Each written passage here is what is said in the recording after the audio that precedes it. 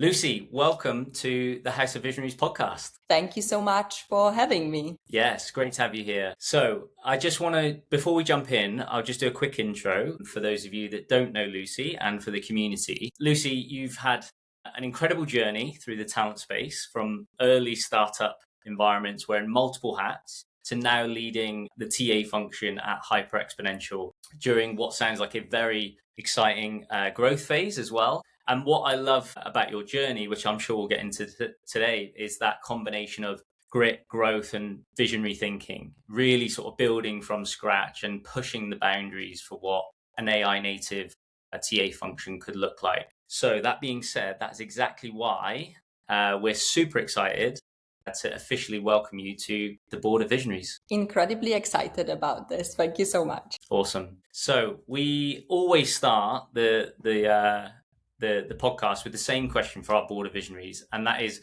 what does visionary actually mean to you? Great first question. For me, I think having a vision means that you are able to detach yourself emotionally with how things have always been done. And that leaves a lot of room to think of what could be different. And especially now, it's really hard not to think about how AI is changing how work is getting done. For me, visionaries also just don't work if there is no good direction and execution that follows. So being able to invite others to your vision and show them that direction and the steps that need to be taken on the way there. I think there is just so many opportunities to that sort of vision first thinking in the TA space and more broadly in the tech space as well right now, which is very exciting. Yeah, I love your take on that. And I think it sounds simple, but that can sometimes be the hardest thing. Like the world is moving quicker than ever, and having the ability to just pause and actually think and work on not the here and the now, but what does the next 2 to 5 to 10 years look like? It's actually harder than we think. And so, yeah, I love that perspective. Okay, so let's rewind a little bit. And let's get into you and your journey. So I'd love the community to get to know that and what shaped you. So in your career, what would you say has been maybe the biggest influence on your career and what shaped you? I think learning what great looks like has been, I think, the most important and significant milestone for me in my personal journey. And I've been lucky and privileged to be exposed to so many different businesses and startups, pretty much from the very beginning of my journey. Here in London, I moved to London 9 years ago and started working on the agency side. And back then we were running business development program with a lot of cool fintech startups and even more broadly just beyond the fintech space. And I think being able to learn what great looks like, what coming back to the vision, what great vision and great execution looks like has been one of the most defining moments for me, which led me to where I am right now, a fantastic business that was born in London, headquartered in London, in a space that maybe not necessarily is always the most attractive space you think about. But that's how it often starts, with changing maybe the least industry that would like it is maybe a little bit reluctant to that change from the very beginning. So yeah, I would say that maybe answering your question from a different angle, but definitely that. And I'm lucky to feel like I'm in a place right now when I am surrounded by what great looks like in leadership, in product, in scaling, in approaching AI transformation as well. Yeah, really interesting. Always love hearing people's journeys. And I think so much can be said for those early years in life and career in terms of how that shapes your DNA and your perspective and your standards. So it sounds like very early on you had that bar set high, and it was that was the standard to get after. We spoke previously and you mentioned that you studied entrepreneurship and went on to then build your own venture. How did that come about, and what do you think that's taught you about building businesses, building the TA function? What did you learn from that? When I was at university, I definitely treated my uni times as time to explore. I was studying psychology, clinical psychology, and psychology for research as well. And I was studying entrepreneurship as well. A really great mix that like you learn so much about how humans work, how the world works, how the economy works. So that was definitely a great foundation. And I moved from a really small village in the mountains to a much bigger city. And I felt back then like the opportunities are like endless. So I just wanted to try different things. And I was a part of like different type of like student groups and associations. And I met some incredible people that came very quickly from like idea to execution. So that led us to like starting a small group of essentially organizing events focused on self-development. And we quickly grew to have them being organized on a monthly basis, regular cadence, tickets being booked via a small app that we built to manage it all, because it started becoming like a Poland-wide initiative. And the idea quickly started being like adopted in like most of the bigger cities in Poland. So definitely like a great, it's very small. I definitely don't want to like overplay this, very small, but I think I've just learned when you have people who have that, passion and want to change things, do something interesting, like magic can really happen. And I was like really, really young, and we were all really, really young in the group. We learned like so much. All of the classic, I would say, maybe starting changes, challenges and pains we definitely experienced to some extent. So I've definitely learned to have a huge amount of respect to everyone who has the courage to be a founder and start something from scratch, because I think it's just an incredibly exciting but also difficult journey on so many different levels. Yeah, amazing. What a great experience though, to and a mindset to like have that idea, but not just to think about it, to actually go and execute it, to go and build and to get innovative. Which again goes back to that visionary mindset. Is like you need to think, but also you need to actually go and act on it, which is really cool. So you've come into Hyper Exponential and other businesses as often the first person in the TA and people function. And in those early stage environments, we all know we're wearing multiple hats, probably at very different periods, sometimes on the same day, and now leading a global TA function. So what did you have to change about yourself to grow alongside the company? This is a great question. Actually, at the business prior to HX, I was like the first like non-engineering hire. When it came to HX, I was actually the third to join the team, our TA team.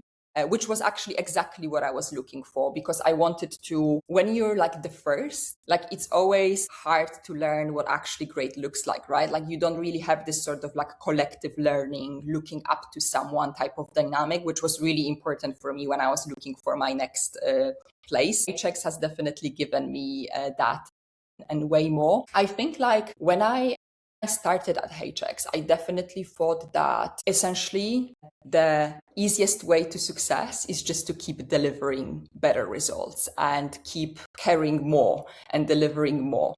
And it's a major shift from like individual contributor to leadership to start thinking about you creating systems that lead to great results rather than you carrying all of that personally through your own work. That was like a major shift. And I think like being ready and willing to scale yourself and almost like redesign yourself as the business grows, because it's a very different way of operating where the business is like 20 people and then 50 people and then 80 and 120. The challenges are different, the way you operate, the pace, the speed. So that's definitely that. And being like really accepting and willing to acknowledge that like you need to learn and you need to scale yourself and the next version of yourself and the leader you are like one step ahead of when the company needs this, because that's the ideal route, right? So I think that was the key thing. Yeah, I love it. I think a lot of people, obviously businesses have to evolve as they grow, but I think a lot of us can often underestimate people need to evolve as well, and that personal reinvention that is required for businesses to scale quickly. And the old saying, like, what got you here isn't going to get you there. So I love that mindset around personal reinvention and keep pushing and developing and learning. Now, with that rapid growth comes a lot of fun, excitement, challenges, but what people don't often talk about is the trade-offs. So what is really required from you personally to grow at that pace and achieve the heights and the success of rapid growth? I love the question. And I agree that often when we talk about success, growth, like this part is kind of somewhere there, maybe not necessarily spoken out loud to the extent it should, because I think people should know. People should know what it takes. People should know that growth like that sometimes means a lot of sacrifices. And when I talk about it, like I'm always a little bit like I'm a mindful to not personally, like to not accidentally sometimes make it sound like my high capacity is like a standard for someone else, because I don't believe it works this way. My life has a certain shape. I don't have children. I don't have major caring responsibilities. And that means that work can play a huge part in my day to day. I am also really lucky to have a partner who accepts that me as a person, like I wake up in the morning and that's the way I'm wired. I'm grateful for the fact that my family, my friends are happy and safe and healthy. But the very next thing I think about is like how I can be better at my job. So this is incredibly important. And the trade-offs there are that I may be less excited about some other things, right? That come in life. Maybe partying and maybe, I don't know, trying out new restaurants on a weekday. Definitely there is a lot of like choices you make every day. And like I've chosen a life where I care deeply about my work and my life has a shape that like allows this to happen to that extent.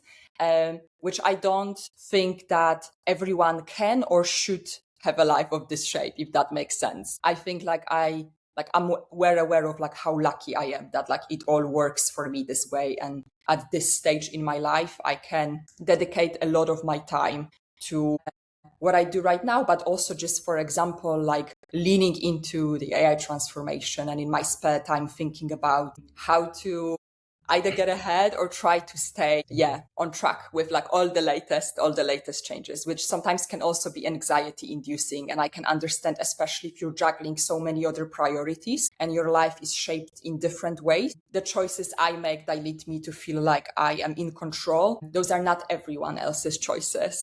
So I do want to be respectful of that. And that it doesn't mean that like others don't treat their work equally seriously or are less committed.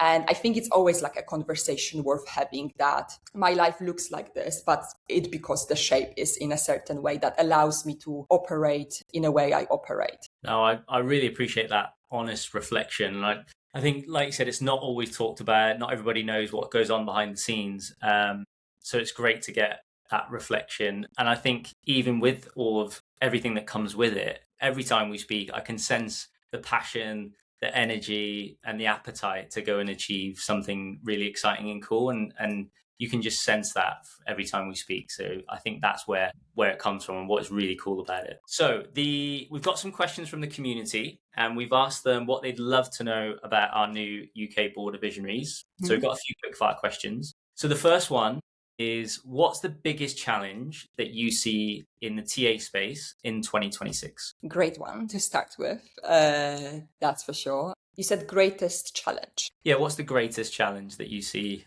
in the TA space in 2026? As always, I think every greatest challenge is also a greatest opportunity. So that's for sure. I think navigating AI transformation in a way that collectively just like makes the industry better is a big challenge and a big opportunity. Defining what great recruiting means in the AI era, defining how we use the tools available to us, how we find useful signal in a lot of incredibly polished output that is just heading our way from all sorts of directions. This is one of the things that I've been reflecting recently on. I think even more so than ever before, trust, taste, human connection, and like authentic voices are so important, where every single CV looks the same, is so polished. Every piece of content on LinkedIn looks similarish or has the same structure, right? It's easy to get overwhelmed, and especially with I deeply love our profession.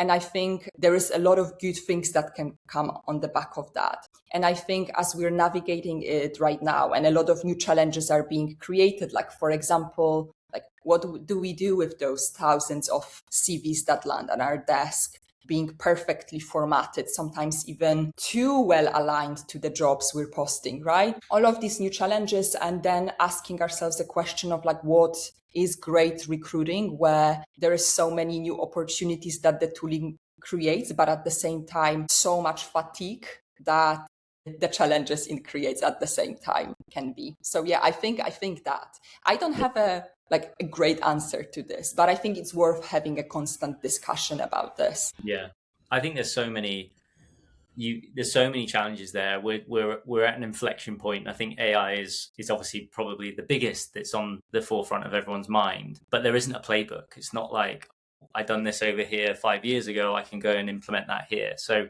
I think that, to your point there, that is the challenge. It's like we've got this challenge, but there's an opportunity. So how do we go and tackle that? And the ones that are brave enough to go and make things happen, I think, are the ones that will win. Amazing. So the second question we've got, Lucy, is, and I know you're sort of doing some of this already, so there might be some lived experience or there might be a bit of visionary thinking, but if you could redesign the TA function, what's one thing that you would keep? And what's one thing you'd get rid of? I think what I would get rid of is, in my experience, from my perspective, a lot of bad recruiting, slow recruiting, not so great hires. It is often a symptom of like the same issue. I think we have quite a good recipe to those issues. That is, structured interviewing is not the ideal solution, but it's the best we have. Rigor in getting jobs live and thinking deeply about what are you hiring for? What's the mission behind the hire? How you're going to test this and assess this in a way that's consistent. I think I would try to do whatever I can to get rid of all the problems around this. So like a collective rigor and discipline, this is something that we're investing so much in at HX, trying to make hiring mistakes just so unlikely because the system around this is built to protect the certain things that we care about deeply. For example, don't go live with a role that's not well scoped out. Don't go live with a role if you haven't put effort and time into designing a great interview process that like matches the reality of the job. So we are very particular and rigorous about this. So definitely that. And especially as like scaling businesses navigate this, you have a lot of new leaders joining that have their own idea of what great looks like. That can be quite challenging. So I think just like never compromising on those few simple things, because I'm pretty sure when I often speak to other heads of talent, there is so many issues that can be literally pointed to like those, one of those, right? What I would keep, I think relationship-driven recruiting is more important than ever. A couple of days ago, we've actually added a new source of hire into our system, which is external referral. So it's happened to us in the past, but not to a scale to make this to make a need for this being like recorded in our system. I think great recruiters these days can be participants of the market. So they can have conversations with candidates, leaders as they are in the work. They can increase their commercial fluency to the extent that feel like a peer to the candidates they are assessing. And therefore, there can build relationships that even if they don't lead to something in this particular hiring area or hiring process, it can lead to introductions because it will become a brand on their own, that authentic voice, building relationships that are full of trust. And more importantly, in the closing and persuasion side of things, just making people feel like you're actually helping them make an informed decision. So you're not necessarily selling the role. I always dislike when people say that we sell roles. I think it will move towards more of I'm helping you make an informed decision, being very clear about the trade-offs, the good, the bad, the ugly. So you can actually decide whether you're up for the journey. Amazing. And great to hear that you're doing those things. Like those are two examples of like, this is how we're approaching it at HX. And I think that rigor piece is more important than ever because AI is changing roles. you might not go and hire like for like. Yeah. You might try and reinvent what that role looks like, because there's more streamlined ways to do that. Yeah. And I think that there is a lot of like love in me for our craft. So if you asked me a couple of months ago, I would have still said that like my favorite source of hire is sourced hire, because I love the craft around this. I love crafting like personalized outreach, making like standing out from the get-go. That's how I lead the team as well. But it got to be referrals and external referrals and all these sorts of like network-led hires. That's where I'm kind of shifting. And it's like because you actually need to think about it deeply and like challenge what you thought great looks like. Right now, I think great is being able to participate in the market in a way that it becomes like a magnet on its own. Yeah, I love that. And there's so much noise, isn't there? Like there's so much automation, there's so much outreach. I do genuinely believe that magic will still happen in the human-to-human interaction, and that's where the differentiator will be. It's like we can use AI, we can enable and amplify, but the reality is the human-to-human connection. That is where we are going to stand out. Our vision, our mission, our values. I couldn't agree more. Really, really cool. Awesome. So, question 3, Lucy, from the community. Ready? Yeah. And I'm excited for this one because I always love a good book recommendation. And I know that you're an avid reader. So what would you say are 1 or 2 books that have had the biggest impact on your career? Great question. And I'll start with a little bit of honesty. So I used to be a person that like definitely reads like 1 book per week, but recently learning AI, listening to AI podcasts, playing in Claude Code definitely took the first position, but I definitely have a list of great books that definitely shaped me as a professional. And like I do have to start with Conscious Business by Fred Kaufman. I think if I was to say to anyone who works in tech or any professional at all, please read just like 1 book, that would be Conscious Business. Like I think it's an amazing book, and the way I look at it, I think it's a book about adulthood. Being an adult, at being, obviously he introduces this concept about player versus victim mindset. It teaches you like how to like look at your own context in a completely different way, and how to be an adult, literally, not being defensive, not looking for blame, controlling what you can control, and like your own agency, which I think is a beautiful message. And I've definitely taken so many lessons out of that book, and I recommended this book to too many people.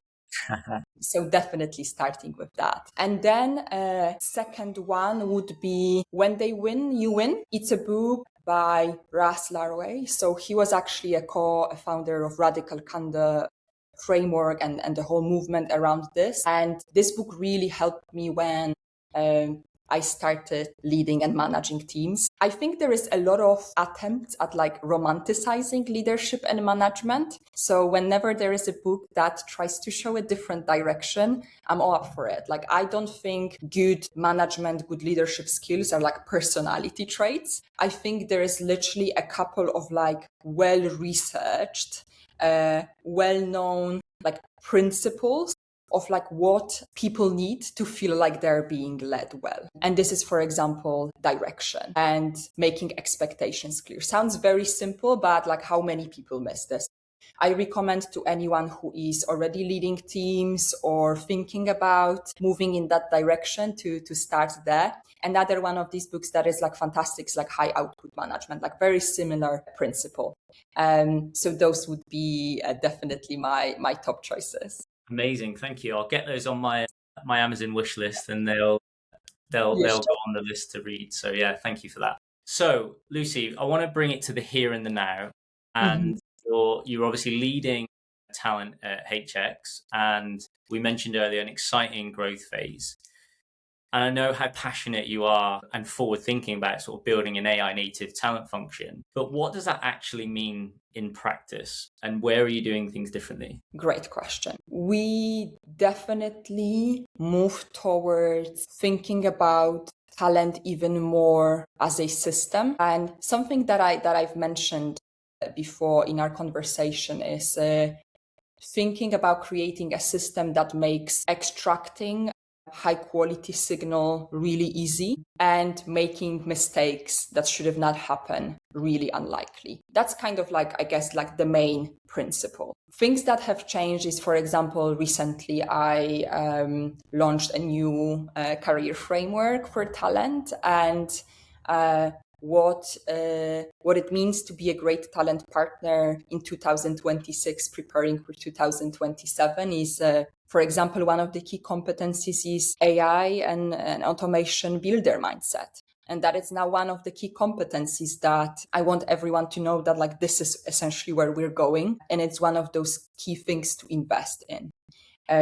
We redesign a lot of our processes and workflows around AI. So a year ago, I think it would be how we can make something AI powered or create some sort of AI leverage in that. But right now, it's actually really challenge ourselves and think about what's the least a human could do in this workflow, with some exceptions, because there are certain things like, for example, that human connection, our talent partners gaining that time to build really meaningful relationships that allow them to guide candidates through this process to that decision making. Like that won't really change. Like we want more of that, but we want to create more space for that by doing all the other things that I've just mentioned. So really challenging ourselves on all the other processes and like how we can completely redesign what it means. And it's a journey.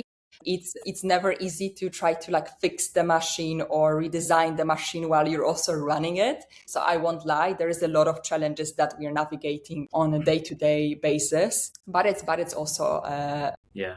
And how have you found that, Lucy? Because I imagine you're going from a few years ago running a traditional TA function to now running much more technical systems focused software automation tooling, and probably I don't know, but probably having to manage a few more technical people as well. How have you found that transition? Has it come easy? Is it natural for you? Have you had to sort of build and level up your skills in that area as well? Definitely. This is something I think it's a very interesting time to be a leader, because even more so than ever, like humility is so important. And I learn so much every day. And I just need to accept that there is like so much that I don't know, right? And it is, I think, like anxiety inducing to a lot of people around that like have spent decades building the expertise they have, to now being told that actually doing things the way you've been told to do them, or like you've been told that that's what great looks like, it's like no longer the case. It's really not easy. I have a lot of fun with like learning these days. I think like I find this sort of like playful joy in being able to like try new things and see like how powerful these new tools are. And I'm always trying to, like, it's not that I don't feel that anxiety, because like I absolutely do. And I also sympathize with a lot of people who are navigating this as well. But we all are. So like, I think the collective transformation we're going through, it helps a little bit. It's not just you. And there is a lot of fantastic like thought leaders who speak about it openly on LinkedIn or other platforms, that this is something everyone is feeling, but just really challenging myself every day and being very comfortable in knowing that like I don't know it all, and also everything is changing. And even if 1 week I feel like I'm kind of like nailing this one thing that I'm building or trying to change, to then next week maybe a new model launches, and like it's actually, you still need to catch up, or you need to catch up again. I think just having that sort of attitude, that's what like massively helps. But I won't lie, it's not an easy journey. And I think it's not an easy journey for anyone right now. And there'll be people in the community, some will be on this journey already and feeling the same sort of challenges and opportunities and excitement about it. And there's probably another 50% on the other side that are maybe thinking about going on this journey, and they want to build in talent engineering and operate a more AI native team.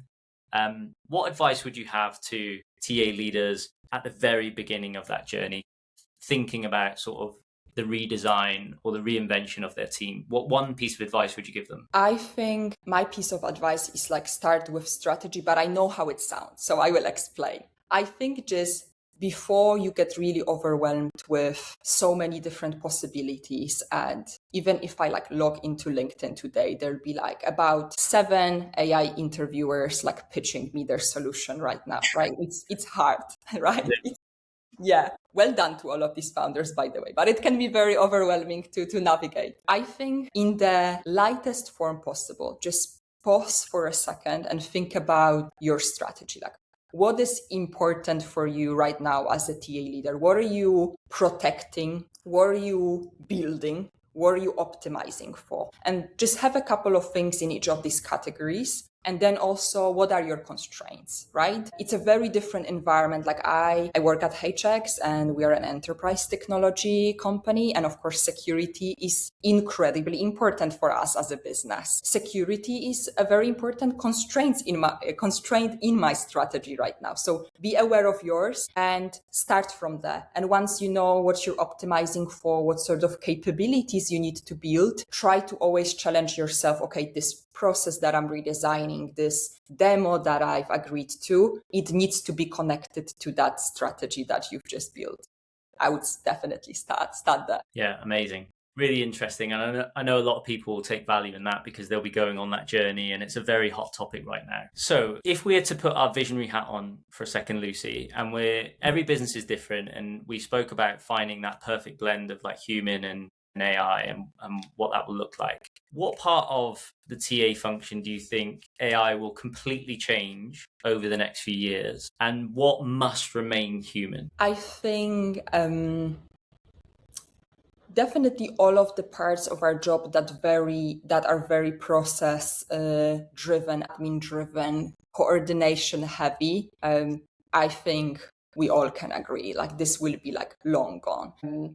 I've always thought that like scheduling is a surprisingly complex problem to solve for TA, right? Like it is. Even there are so many new solutions in that space as well, like agentic scheduling, etc. I think this is like the most brilliant use case that is going to completely change the way this important part, this necessary part of our job looks like. I think like AI makes this possible because like the best solution for this problem a year ago like wasn't good enough. Even the best of the best solutions, they were kind of helping a little bit, but definitely not like solving the problem. And I don't know a talent partner or recruiter who loves going back and forth on like scheduling interviews. So I think this is like a really good example that like actually AI is like the like best position to like solve, for example, problem like this that I've always been quite surprised that it's not been solved yet to the extent where you actually can say it's solved and it's absolutely like doesn't need like human input. What needs to stay human? All of the pros, like essentially I have like so much respect to candidates navigating the job market right now. And I think there is like so much that AI still can do in like early stages of the funnel. I think there's a lot of like options for experimentation, and maybe in like 5 years from now there'll be no such thing as like talent partner screening or like recruiter screen and it will be taken by AI. Like I'm personally not there yet, but we will definitely try something at HX because we want to form our own opinion. But when it comes to the rest of the process, that will stay deeply, deeply human. So two-way street interviewing, building trust, conviction with candidates in your mission, in the mission of the role that you're trying to pitch them is deeply, deeply human, and it will stay deeply human, in my opinion, at least. Amazing. I love the experimentation and the mindset to like you said, just go and try things. And we'll have to iterate, and we might not get there first time, but I love that. And keen to stay in touch on those experiments as well to see what's working and what's not. I think Absolutely. that'll be amazing to also share with the community. But Lucy, what a great place to land. It's been great getting to know you and your journey. Clearly a very exciting time at HX, but also the journey you've been on, the growth, the commitment, the mindset around AI and the future of TA. We're super excited to have you on board and to help shape the future of the community. So Lucy, welcome officially to the UK Board of Visionaries. Thank you so much for having me. I'm very excited about what we're building together and just can't wait to see and connect with the broader community. So thanks so much for having me once again. Amazing. Thanks, Lucy. Thank you. Bye.